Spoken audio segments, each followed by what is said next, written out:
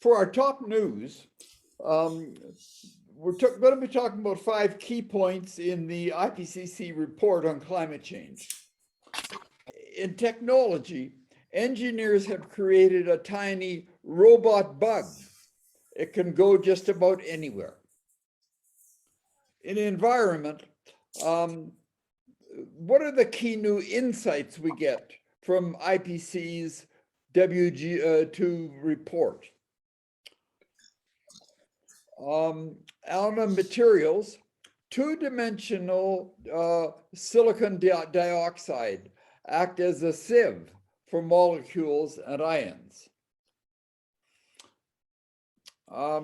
In flight and space, a chaotic triple drama. What's that? Apparently black hole billiards in the centers of galaxies.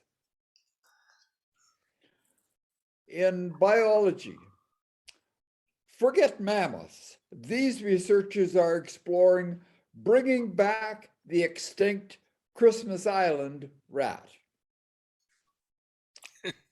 And on us, Well, watch strictly, eat sauerkraut, win at Monopoly. Here are tips for hacking your happy hormones. In health, more alcohol, less brain. So, association begins with an average of just 1 drink a day. Even that is too much. And for our last one, physical activity may protect your brain as you age. So that's what we'll talk about. And Richard, what's this in our top story about 5 key points in the IPCC report? well, we have this latest UN report is about impacts, adaptation, and vulnerability. And as usual, it's not does not look very good. So here are 5 key points.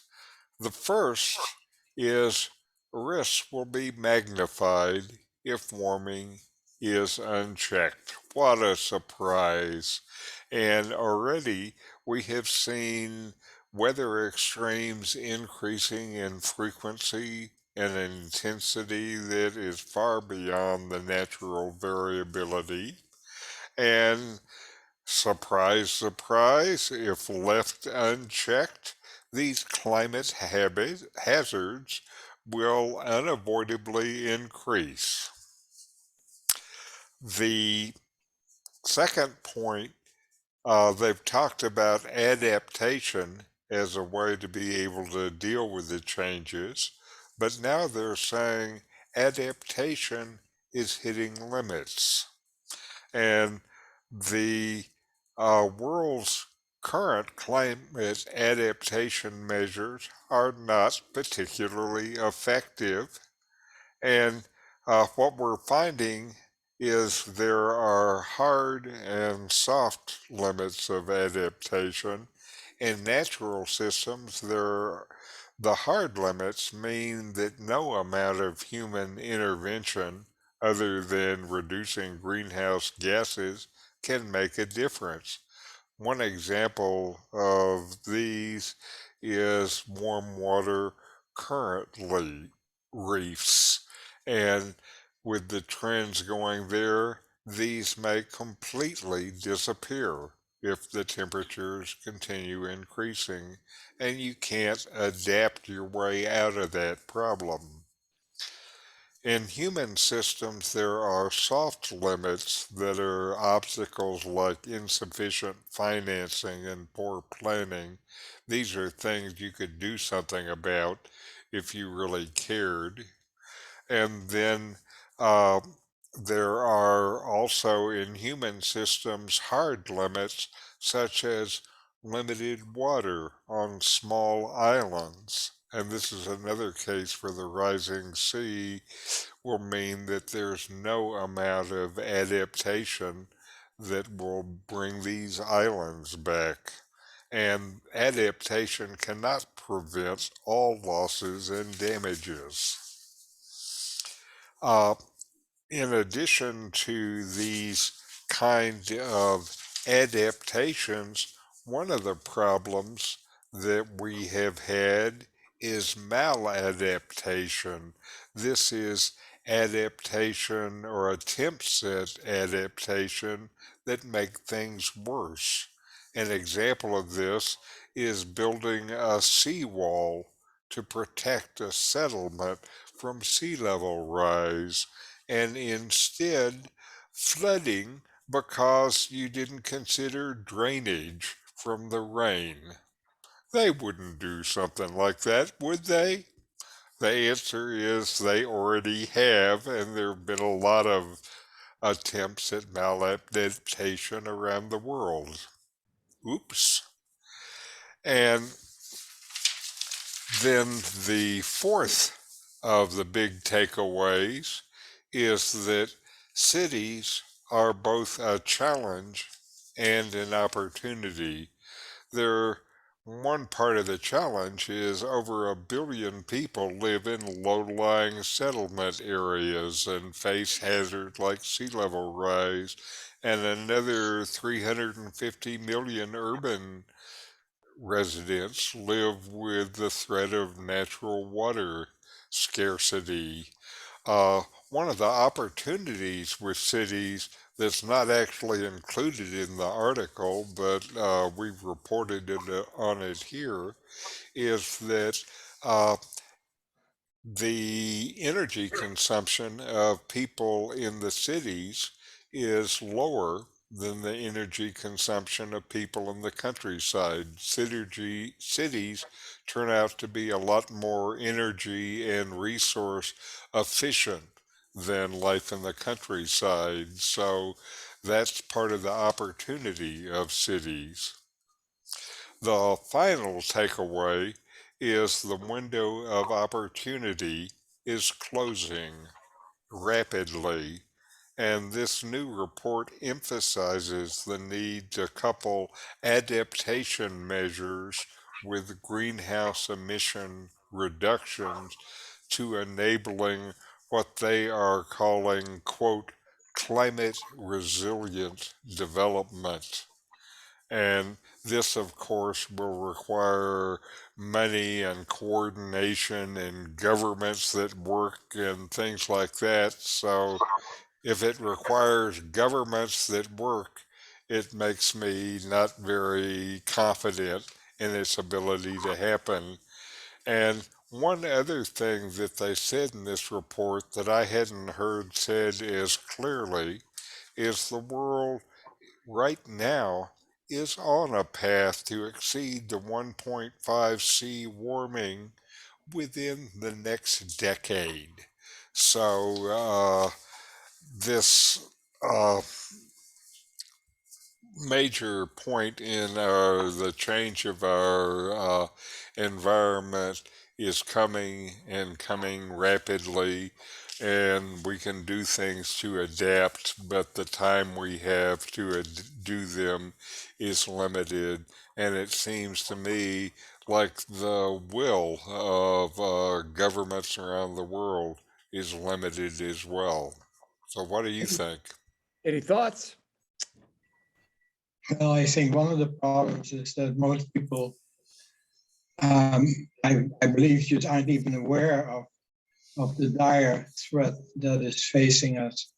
I mean, many of them have heard of global warming, but they don't take it very serious. They don't give it any other thought. And either that or they figure that science will solve it. But this is a little bit too much science. I think it will require all governments and all very wealthy people, the billionaires, to get together, and that's not going to happen either, I'm afraid. Is it possible to be concerned about both climate change and the Ukraine? Of course. Why not? I don't see what the two have to do with each other. Oh, I think we have limited vision. If we pay attention to one thing, can we can we also pay attention to another? I think we have to, but it is hard to measure those out and determine priorities. You're talking financially, right? Or politically?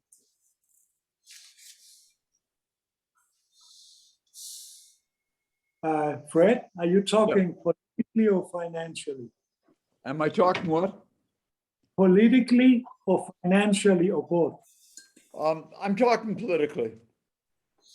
Yeah, well, we can see how hard it is for Biden to get electric cars in the United States and to have a green policy. It's very difficult. So, the climate change, that's still several elections down the road. Now, one of the things I suspect about Ukraine, and it seems like it's happening in Europe, is it's making like Germany's plans to eliminate fossil fuels in their power system. That's a bigger plan now than it was a month ago because of what's happening in Ukraine.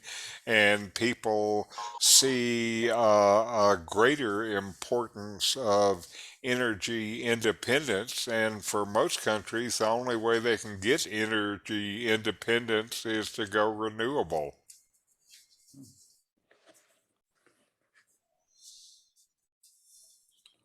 Well, There is an element here of this is just the normal hysteria that the media create to make us all alarmed and to capture our attention so they can sell it to advertisers.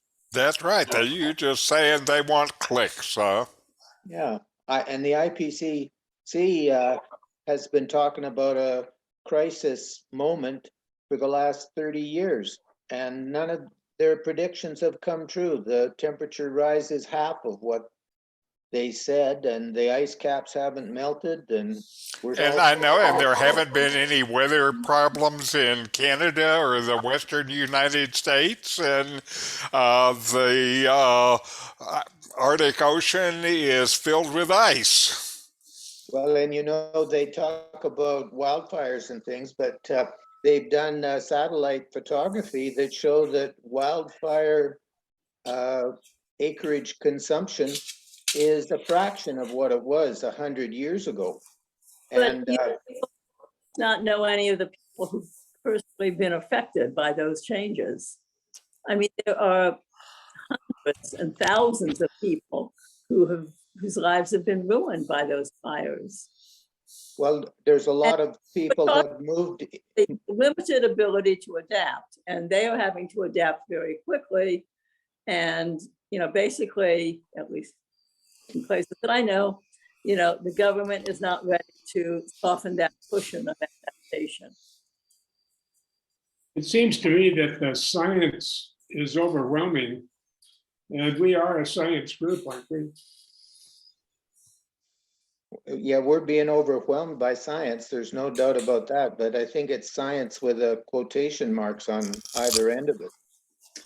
But Andrew, maybe being Canadian, I would say that they made a huge mistake calling it global warming or something like that. It sounds too benign. I think if they called it weather extremes, and all the dairy farmers in southern British Columbia who were flooded out, and the people who died in the heat dome that they had there, and the various weather effects, the weather is so extreme. And you can say that there were extreme events in the past. However, the population is so large now that the effects on the population, I think, are exponentially larger than they used to be. What do you? Well, they say that in 100 years ago, in 1920, about 600,000 people a year died in extreme weather events. And in 2020, I think the number was less than 14,000 people died. And yet here, the population in 1920 was about 2 billion, and now it's 8 billion. So we've got 4 times as many people. and a tiny, tiny fraction of the number of deaths. Now, admittedly, there's a lot of material losses and things like that, but in large part, that's because we build in attractive areas on the seacoast and in these vulnerable areas. So, So Yeah, what are you but have you suggesting? got food recently? You being affected by this because it's the arable land that is being devastated. well, we've seen food prices go up, but that's as much supply chain issues and profiteering as anything else. So I'm not. Well, Andrew, Well, when the BC roads are washed out and the truckers can't get through and they've got to go hours and hours down through the US, what do you expect? And you can't say that the supply chain issues are not related to these weather events. Well, okay. Keep that in mind 10 years from now, and we'll all be here and everything will be a-okay.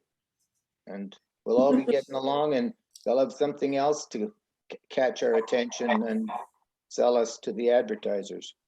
And we don't really know about that. What we do know is that there are robot bugs that can go just about anywhere. What's that about? Well, it's kind of interesting because if you're small, you can go a lot more places than you can go if you're big. And researchers at the University of Pittsburgh, using that clever insight, have created tiny bug-inspired robots that can carry out tasks in places that are hard for humans to reach and in inhospitable environments, maybe like inside a nuclear reactor that things are too hot for humans. And these robots can be used to access also confined areas for imaging or environmental uh, evaluation and take water samples and do structural evaluations. I'm sure they can take TV cameras with them. TV cameras now are the size of a piece of a grain of sand, so they can certainly take there. I can certainly imagine they will be significant in disaster rescues. I can imagine that in the building that collapsed, these tiny insects can get there when the rescuers can't. And so anywhere you want to uh, access a confined space, a bug can go where a person cannot. And it also, to make these move, they also used an interesting idea, imitation of bug behavior. And it turns out bugs under a certain size can get around better by jumping than they get around by crawling. And so they have made these bugs jumping bugs, and they have a polymer artificial muscle that they kind of tighten up like tightening the string on a bow, and then they release it and the bug hops around from place to place. And these are small. They're about the size of a cricket, and they're actually small enough that they can hop not only over surfaces, dry surfaces, they can actually hop over the water using the surface tension of the water to avoid sinking in. So now we can have robot crickets going where no human being can go. Maybe they'll make a science fiction movie about them. Any thoughts? I wonder how they control these things. I think they're radio controlled. Yeah. And so, they're going to be radio control. They're going to have TV cameras on it. We can have little kids there at their screens with their joysticks running them around. I just wonder if they're gonna be used for military purposes or spying. Of course. Come on. Who do you think paid for the development? You I'm know a just, lot about it. I'm just guessing there, of course. Some of it anyway. Yes, so far all they have is they've created the muscle that works by expanding and contracting that thin film, but they have wires running to it, so it doesn't have an onboard control system or Okay, so it onboard doesn't have power. it doesn't have Wi-Fi and control system yet. Okay. Yeah, but like you say, who knows? Well, it's just a chip, and there's so many ways. The question I would have about the onboard control system is not actually the control system, but how are you going to power it? Because dragging around a battery would be a nuisance.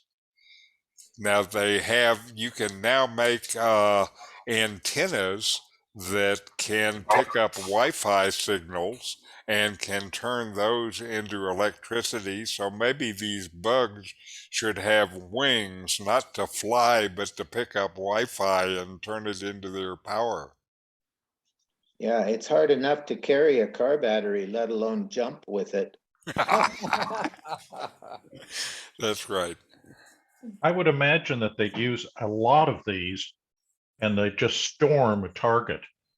And by getting multiple images, multiple sounds, so forth, that is how they would have a composite of Right. what they needed to know, temperature, whatever. Yes. Swarming is a big deal in terms of AI systems now, and swarming works pretty well, as is evidenced by bees and ants.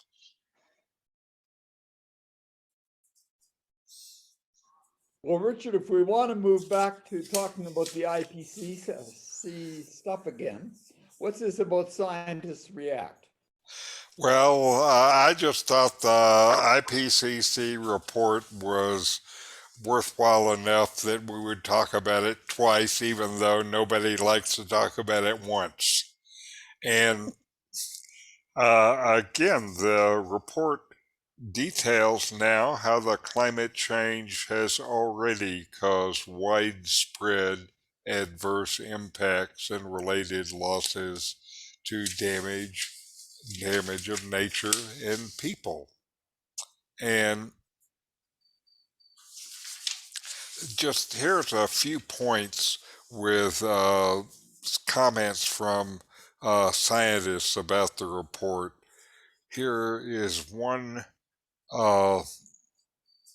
man who says effectiveness of most adaptation decreases drastically at global warming of 1.5 to 2 degrees C.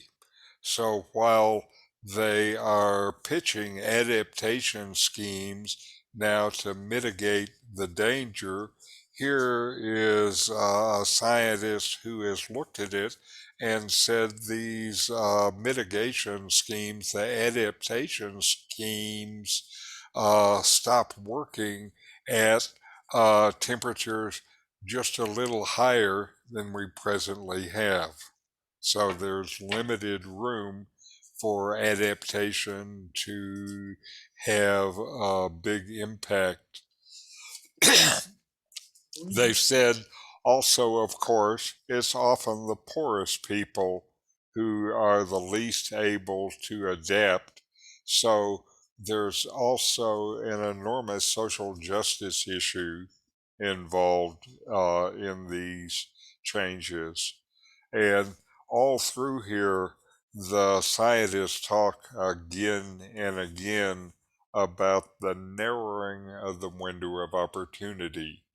And they say, we know what to do, we just need to do it. And to do it, we have to have essentially the political will to do it. It's not a matter of money because the economies of the world can invent money to do whatever they need to do whenever they need to do it. So we're not short on money, we're just short on will. And the development of the idea of the climate resilient development is a pretty significant idea that came from this climate, and that is beyond the idea of adapting. This is making environments and cities resilient, so you combine adaptation with reduced environmental impact. And uh, in terms of the time frame, a major take-home message from the report has to do with its urgency. And this is a quote from one of the scientists. He says, "We can't wait. We can't postpone it.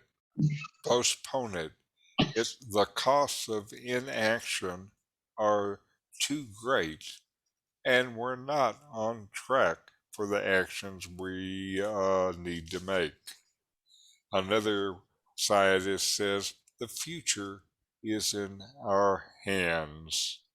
The adaptation, mitigation, and development choices we make will determine all of our future." And you could say the bottom line of this report is that we are not prepared for the climate risks we face, and urgently accelerated action is needed. Further delay will miss the brief window we have. So I don't know how to give you more say the urgency of the situation. To me, this was more stressed in this report than in any that I've read so far. I know we've discussed it already. Anything further? I would just like to say that I thought one of the values of this report, or the report about the report, was that it really did quote the various individuals who contributed to writing the report. And many of them had differing opinions about what they thought was the most important emphasis in the report and what they would prioritize about being done. So that, we know that we're talking about an event that everybody agrees in principle and in the broad scope of what is happening, but there are differences of opinion. And yet people came together, and in spite of differences of opinion, they managed to produce a report that is pretty important. And while there are differences of opinion, as I read through all of the comments of all the scientists that were in this article, all of them agreed on the urgency for action. There is no difference of opinion there. Well, how many years now have we heard about the urgency? Quite a lot of years. They say it's urgent, it's urgent. This is not something new, and yet we don't seem to do anything about it, or the countries and politicians don't do anything about it. Or not Because it much. takes a lot of money and there's no profit in it. I think cooperation is a problem too. It's such a large problem that it's Yes. difficult for the, what is it, 195 countries on the planet. And another interesting thing, sorry, it's not this article, but there's a sort of a timeline as to how quickly the human population, like over the span of a year, uses more resources than the planet can provide. And this is getting shorter Right. and shorter. And I think we've already passed that point. And so there may just not be enough atoms, electrons in the whole world to protect the human population from what's coming.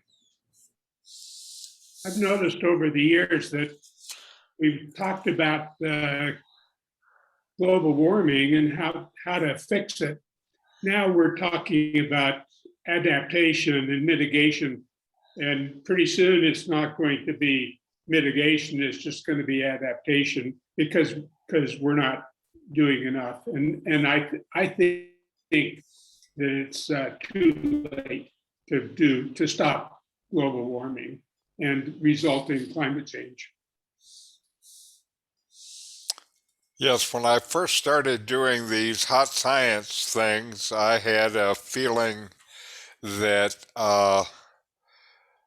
the developments and things that we were doing were going to be enough and come online fast enough to be able to make a real difference. Now I feel like, the most that we can hope is to kind of soften the landing after the disaster is the best we can get out of it.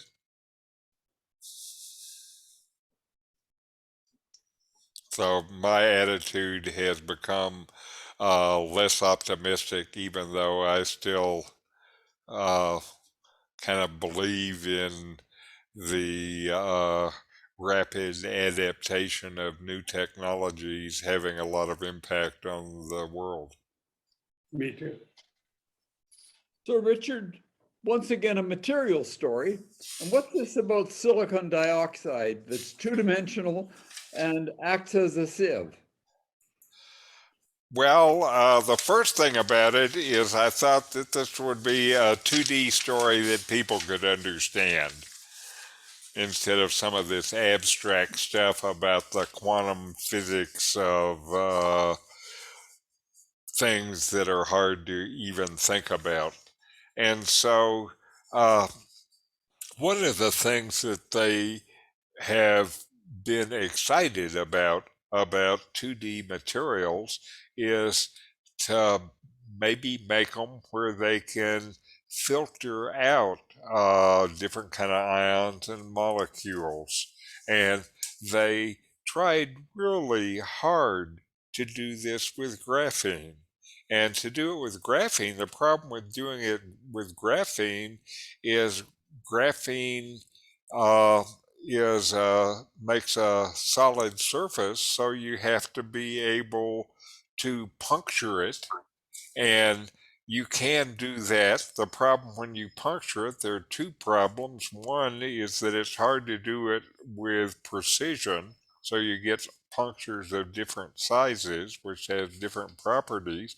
And the other one is that if you puncture it, it loses its mechanical stability due to the perforation. And so graphene does not work for this at all, and they had to find alternatives.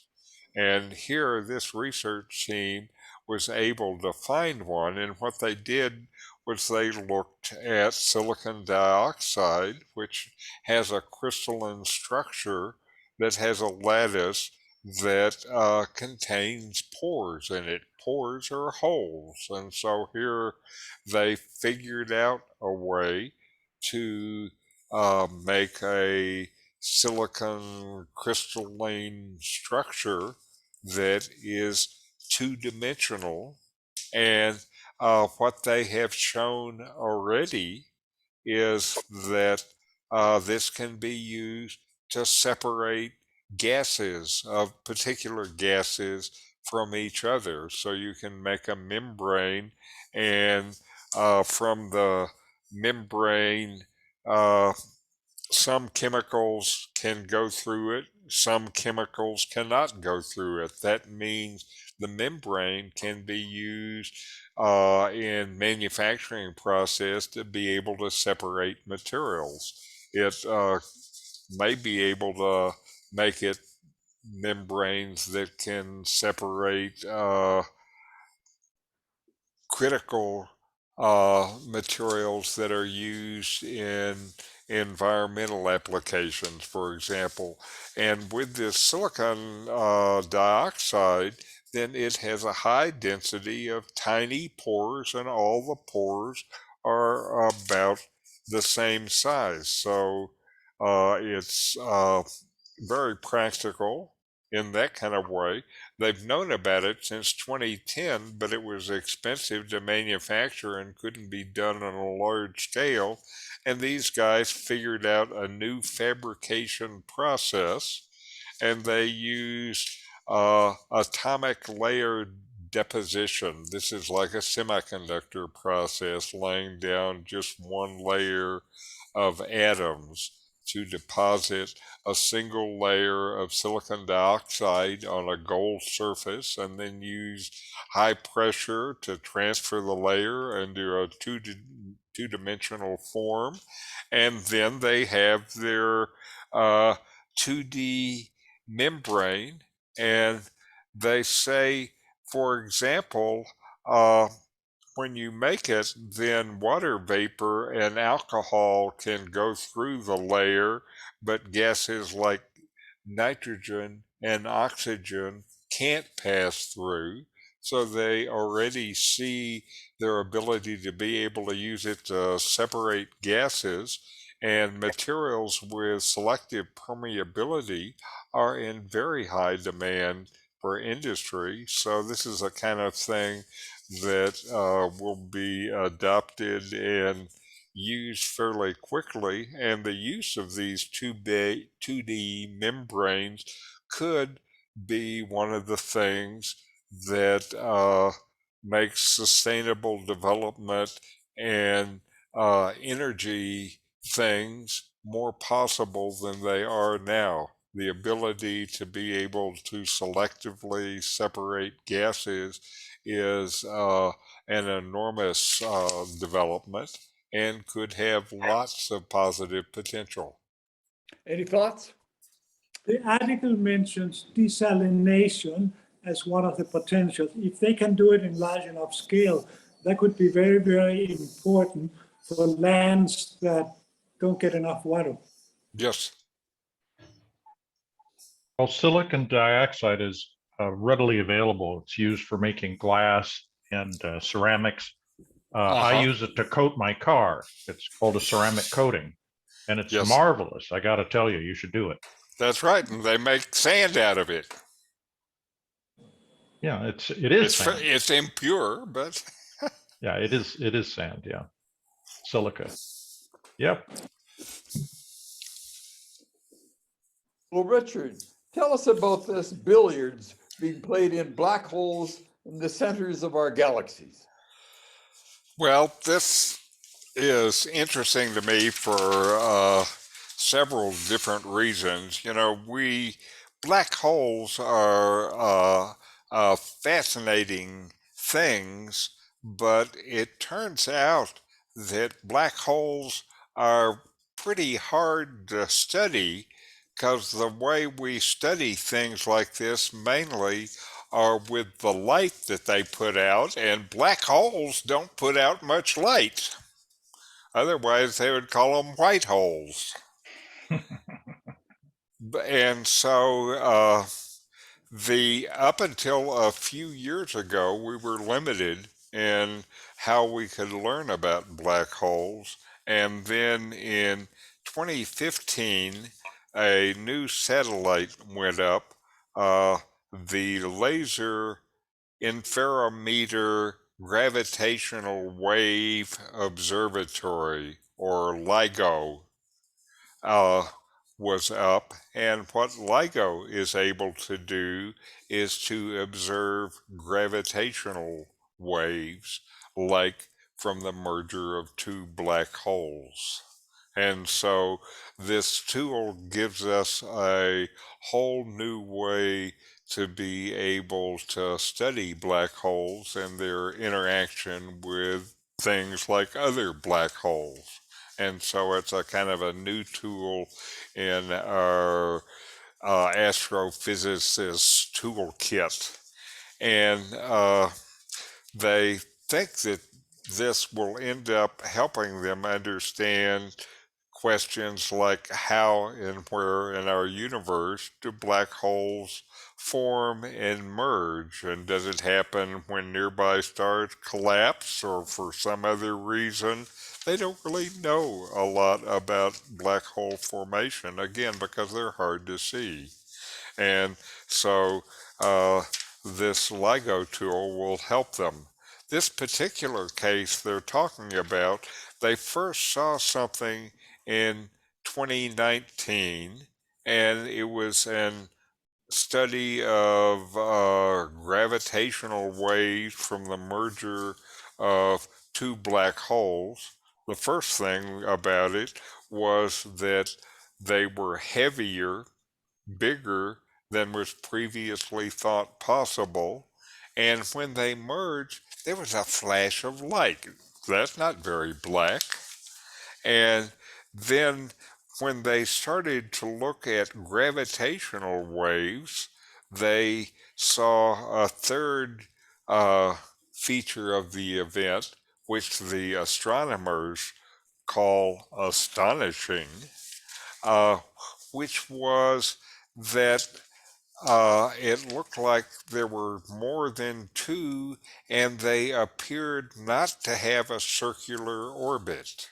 And the reason that they thought was significant was because of the fundamental nature of the gravitational waves emitted from these black holes that are orbiting and colliding is that it makes the orbit circularized. But these orbits were not circularized. That's why they knew there had to be something up. That's why they thought there had to be a third item there.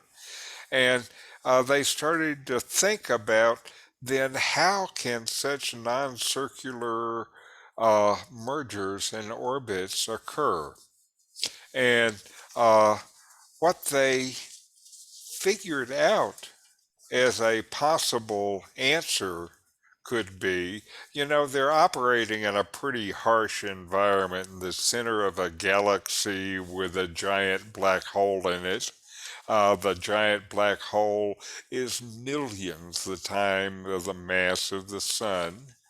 And the key point is in the galaxy they were looking at, the giant black hole was surrounded by a flat rotating disk of gas.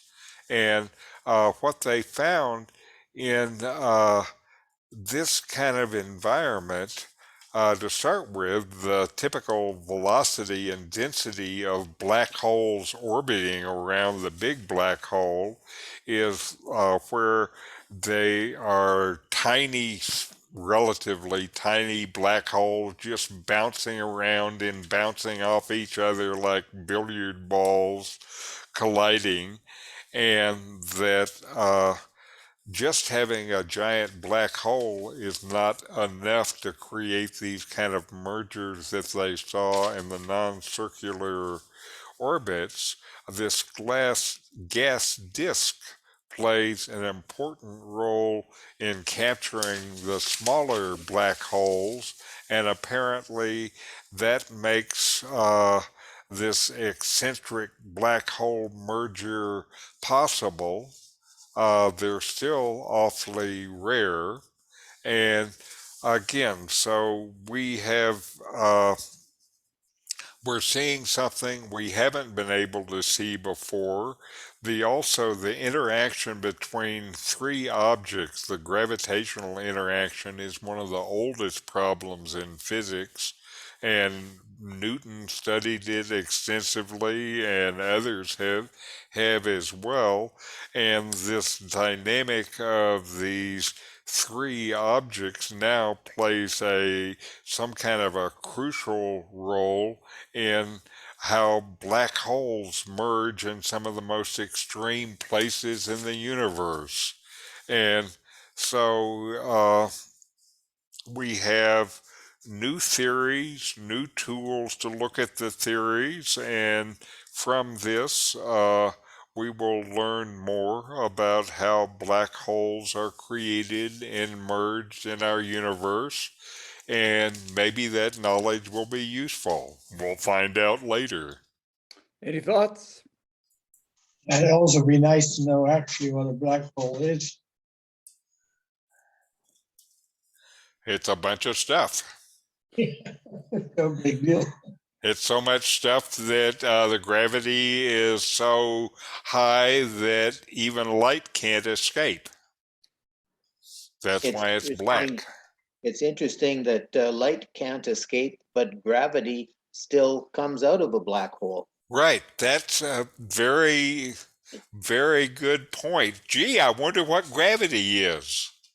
Well, and it's interesting too that these black holes bounce off one another, because normally two intensely gravitational things would attract one another and become Right. one.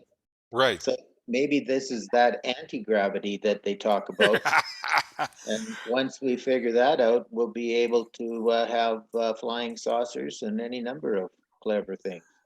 Okay, we can go to the black hole in our flying saucer. We just need to have the time warp, because otherwise it's a long trip.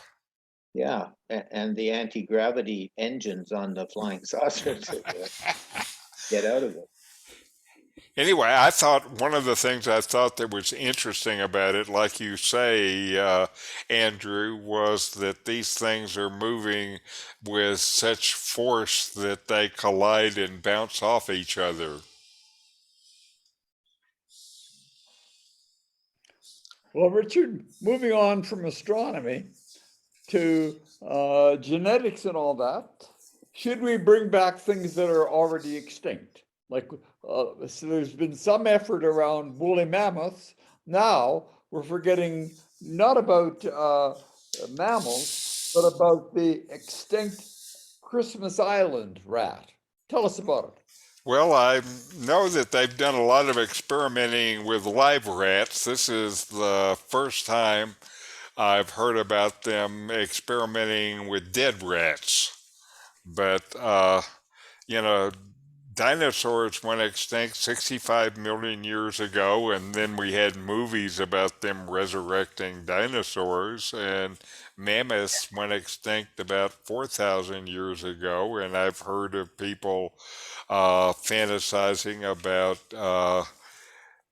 de-extinctioning mammoths, and now there is a de-extinguishing project going on, but it's not on one of these big, attractive, grand animals. It is on some rat, a dead rat. And they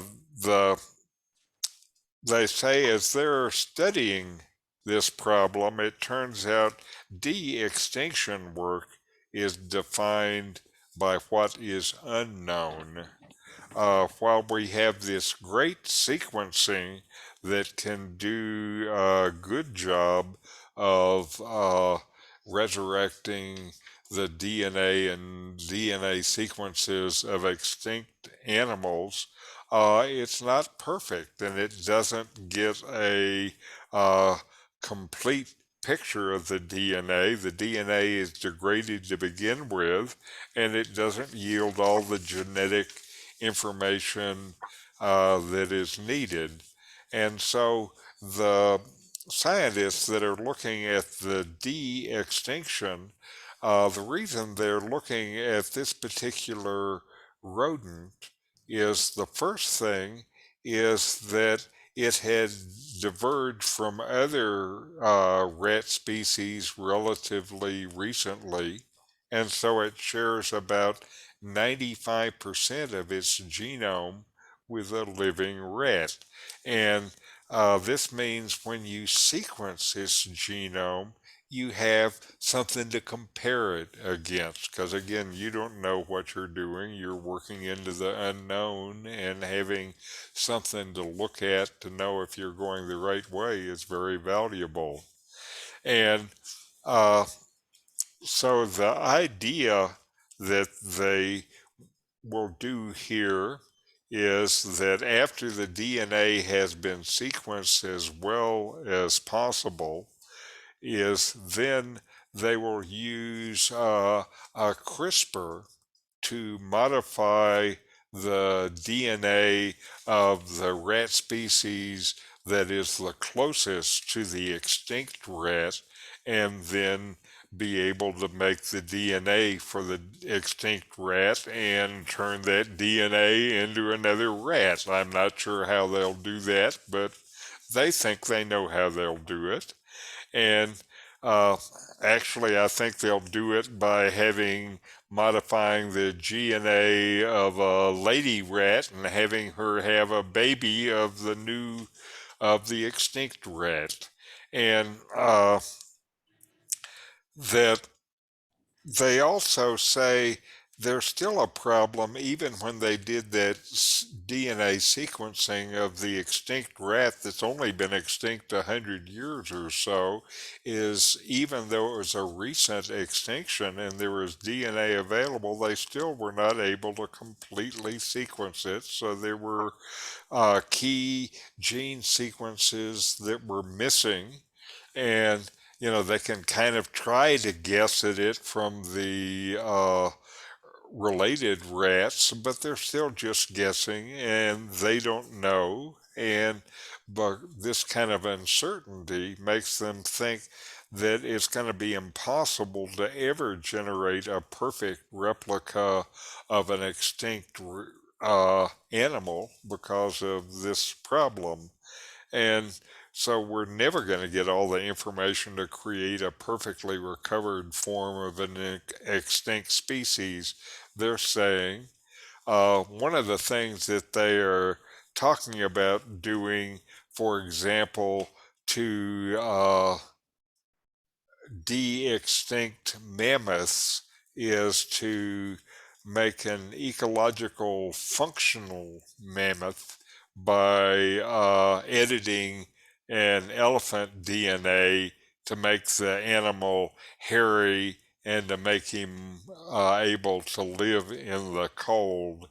And they say if you're making a weird fuzzy elephant to live in a zoo, it doesn't matter if you don't get some of the details right. You'll be able to take care of him because he's in a zoo and you're not going to have to depend on the elephant behavior. And what they're going to try to do in this actual gene editing project on rats is, before they do the gene editing to try to create the extinct rat, what they're going to try to do first is to do CRISPR edits on a black rat genome to change it into a Norway brown rat.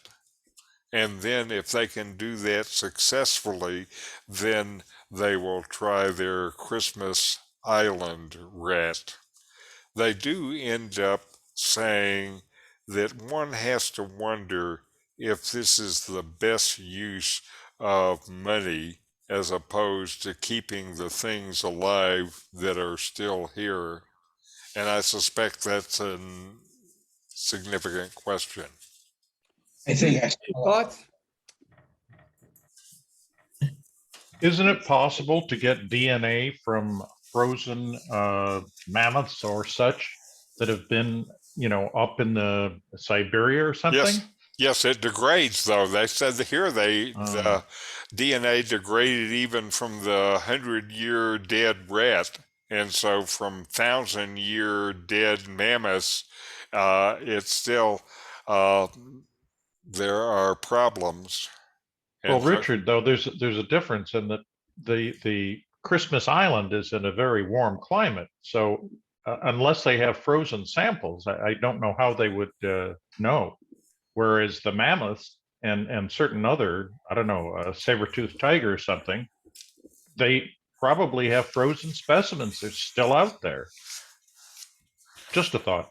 maybe they never heard of this. Those scientists that are working on this professionally as their effort.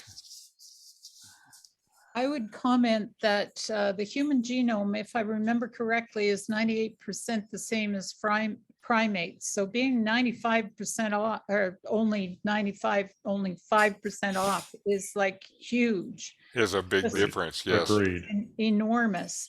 But Yeah. what I liked about this article was the very last line, that maybe it wasn't such a useful thing to be doing, and it would be more useful to try to prevent extinction of species that still exist.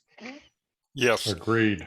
Yes. Right. Now, one of the things I didn't talk about during the article about the IPCC report was species extinctions that they're seeing. And one group of animals that they think are very at risk are the invertebrates that are involved in pollination. And if we cannot pollinate our crops, it means we will not grow as many crops. So that could be a problem. Yeah. It already Absolutely. is, because almond growers need to rent the The bees, beehives right. on flatbed trucks, and without those beehives shipped in, you don't get almonds. Right.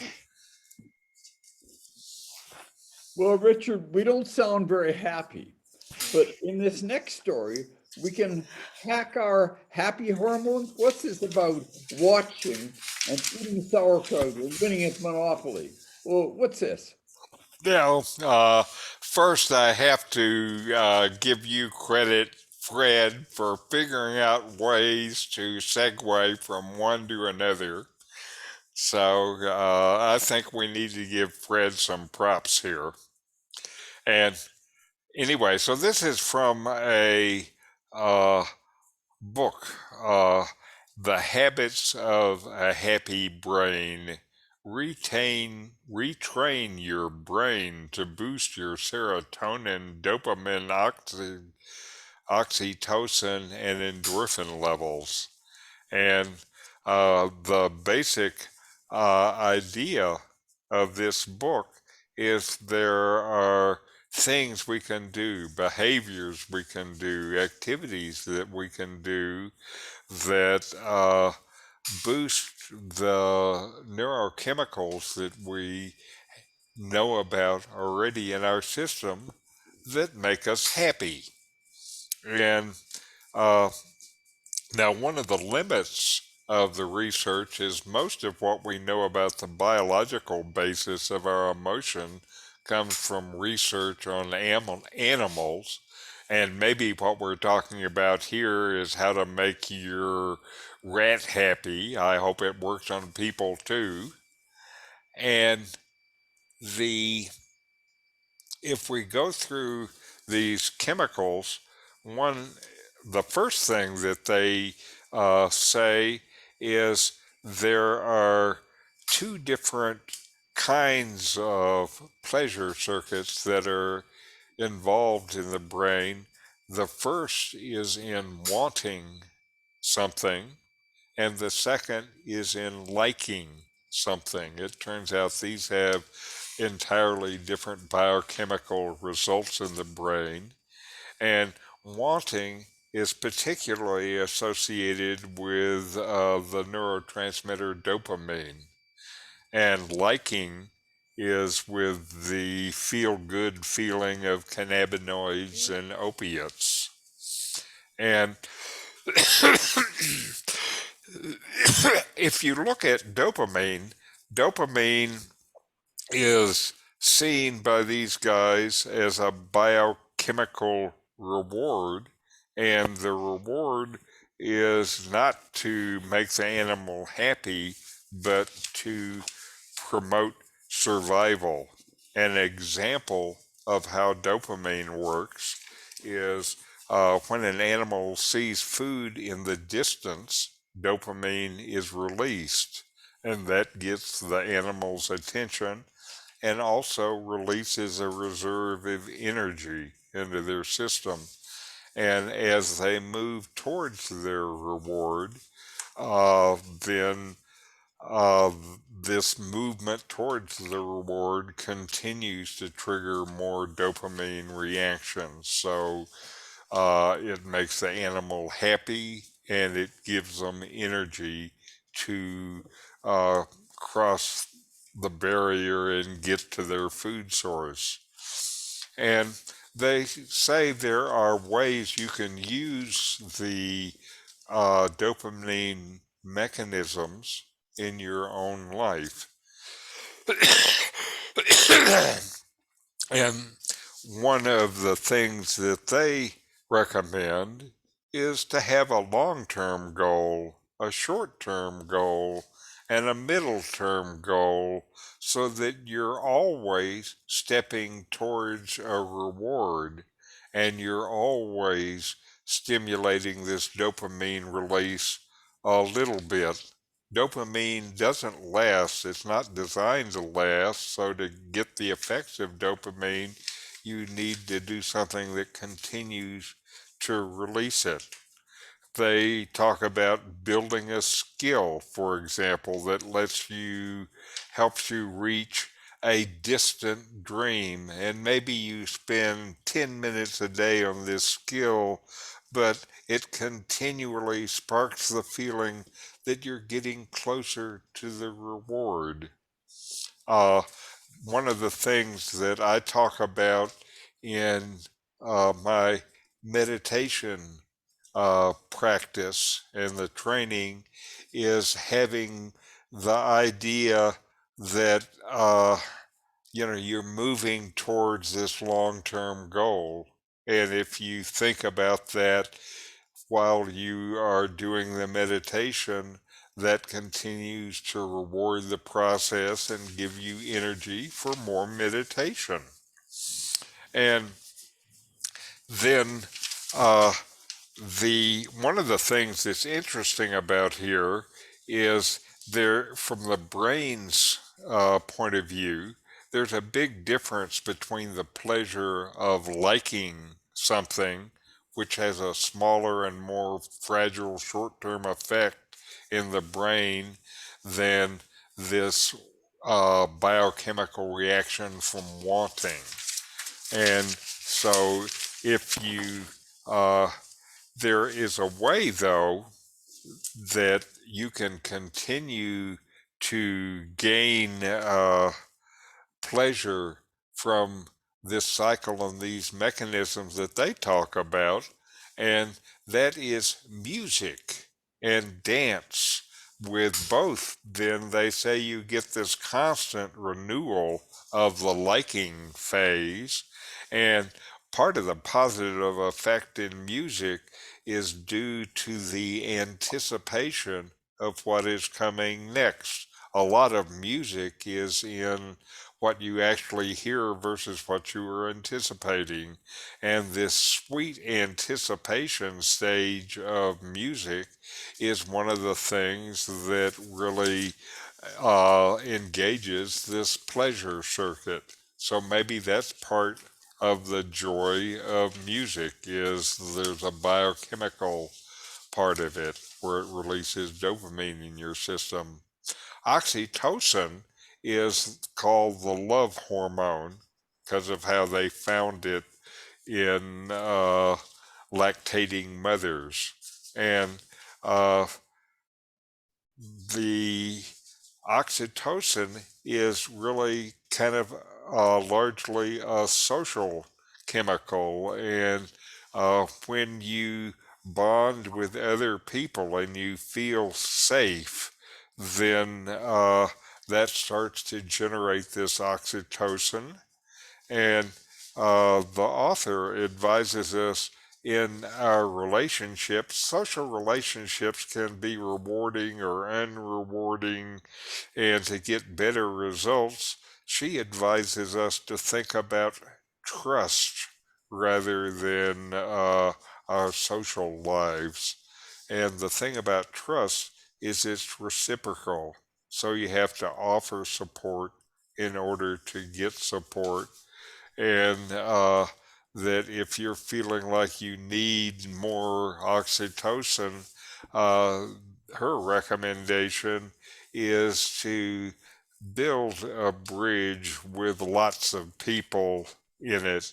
You can't control when they cross the bridge, but you'll be surprised at your feeling when they do. Now, another neurotransmitter that we've heard a lot about is serotonin. And one of the reasons we've heard about it is because of the antidepressant drugs that are serotonin reuptake something or others. And also, it turns out the high of ecstasy is a serotonin high. And they don't know nearly as much about serotonin. What they do know is most of the serotonin is made in your gut by your microbiome.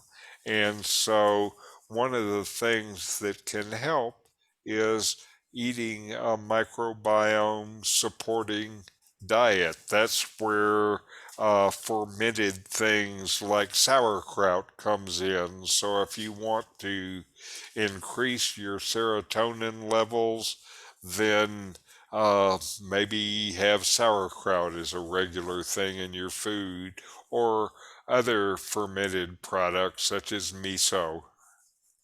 And then another way to encourage your serotonin level, the serotonin level is one of the things that increases when people feel like a winner, but she's recommending to find ways to put yourself up without putting others down by focusing on your strength. And then finally, there are the endorphins, which are endogenous opioids and cannabinoids that we make inside our body. And these give us moments of intense pleasure and also dull the pain of injury. And uh, one of the things that they're doing to try to understand these is they're trying to understand why to humans exercising is rewarding, whereas most other animals have evolved to preserve physical exertion for when necessary.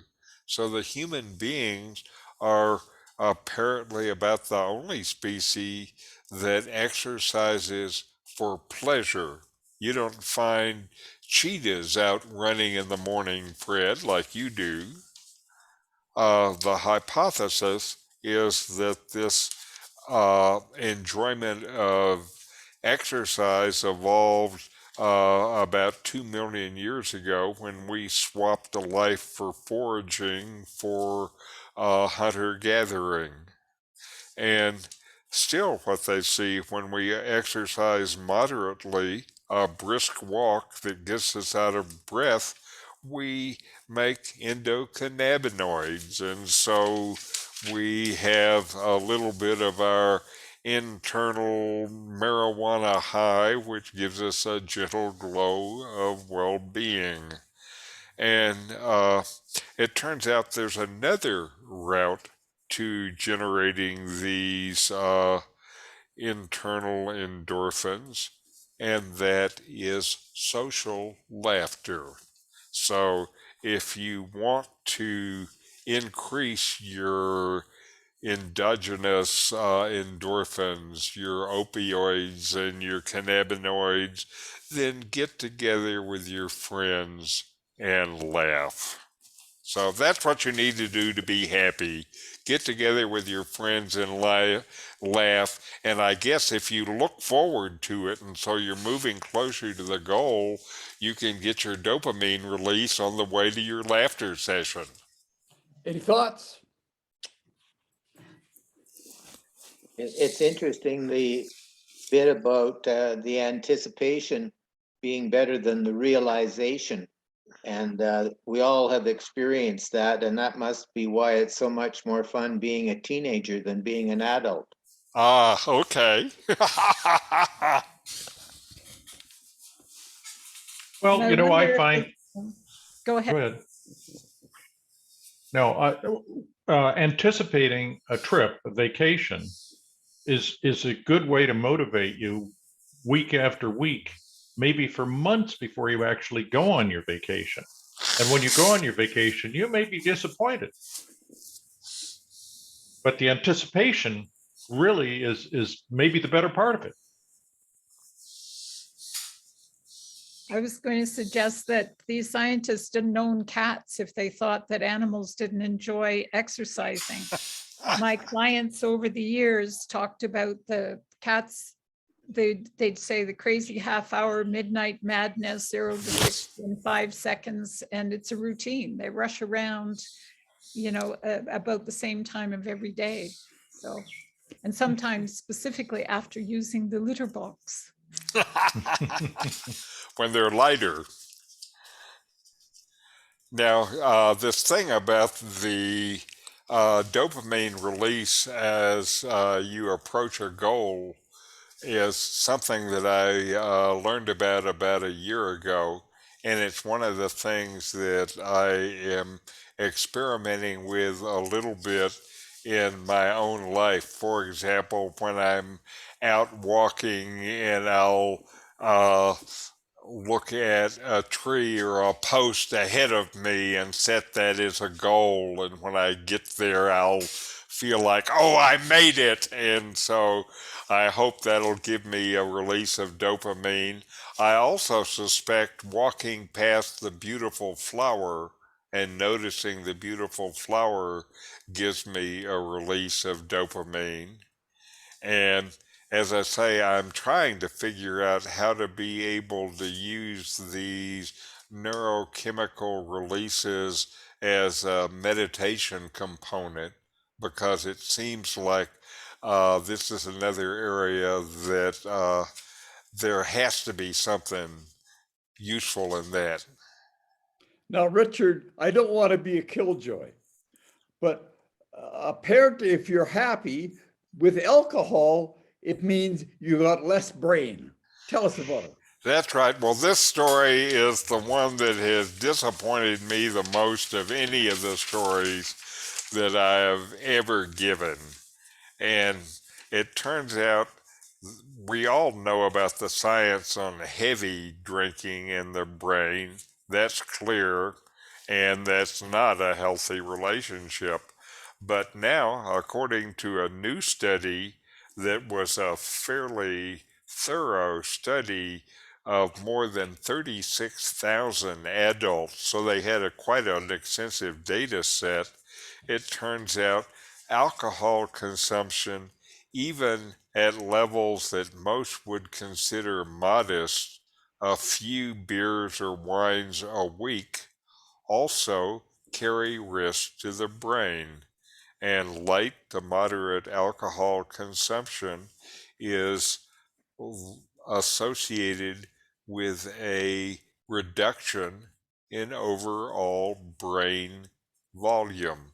As an example, for a 50-year-old, drinking a small amount of what they call one alcohol unit, about half a beer a day, okay, increasing from 1 unit to 2 units, all the way up to a pint of beer or a glass of wine a day, are associated with changes that are equivalent to aging 2 years. So if you're having like I do, beer during happy hour and a glass of wine during the meal, then I'm aging my brain an extra 4 years by my behavior. And these findings contrast with the existing kind of governmental standards and things like this. What I have been reading through the years is studies that suggested that moderate levels of alcohol not only didn't have an impact, they might be a little healthy.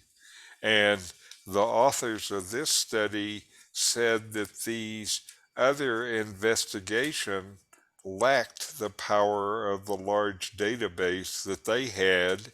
And when you looked at enough data, you came to the conclusion that alcohol is not good for your brain, period. I did have another argument because I didn't want to leave with what for me is a downer. And they said, though, physical activity protects your brain as you age. And what they have shown is that physical activity could help protect your cognitive abilities as you age. And it doesn't have to be intense exercise to make an impact. If you get more steps, if you're moving around a little bit more, it can be helpful to your brain health. And the particular area where they found it is that the brain is made up of a number of distinct networks. And the way it works is when one of these networks is active, the others should shut off.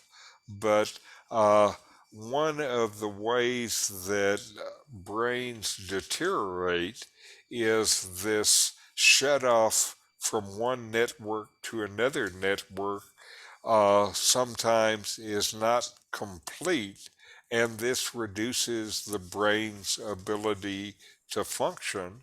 And now they have evidence that when people whose brain's networks are not functioning optimally engage in physical activity, they say improvements in their executive function and their independence. So the way I read these two articles together is if you have a daily drink, you better have a daily walk.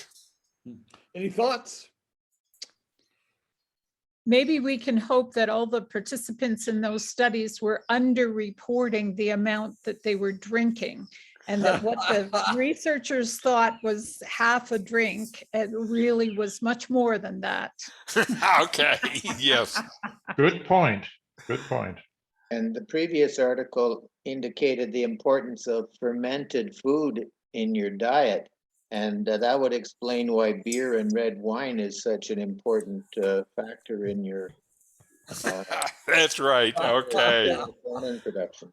Let's But- take our fermentation to generate alcohol. Okay.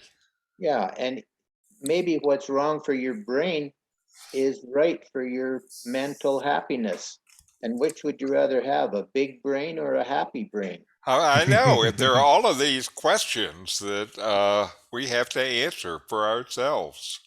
But you're there smiling, Andrew. So I think.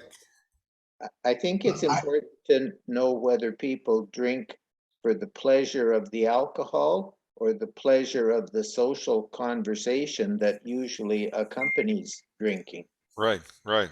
And most of the people I know only drink socially. They don't, solitary drinkers are few and far between. Or In at my- least solitary drinkers that'll tell you. Yeah, I guess so. So maybe some of us have to leave now and go and get something that'll make us happy. Yeah. Okay, well, you have a bunch of choices. So go have your sauerkraut, Fred. I'll drink. Yogurt. Anyway, thanks, Richard, and thanks everybody Kimchi. for participating. See you next week. Okay. But you didn't do the last article, Richard. I thought I did. You Well, did oh, maybe physical activity. the last two were kind of combined, but it Right, suggests I tried to combine them so I could distract myself from my drinking problem. well, one of the last article had a bunch of links at the bottom of it, and one of them talked about reducing mental decline among people who consume cheese and red wine and lamb and salt. So really, there are enough articles out there that you can pretty much do whatever suits you and you'll be okay. Then what you're talking about there actually is something that I think is important, that we are to the stage where we have learned more and more about how our behaviors affect our health and our mental state. And to me, that means we have a wonderful capability to be able to choose actions that make it better for us in the future. And that's up to us. Yeah, and it turns out that it's not happy people who dance, it's dancing people who are happy. That's right. Yes, yes. All the best. All right. Bye Okay. now. Adios. Bye bye. Good to see you.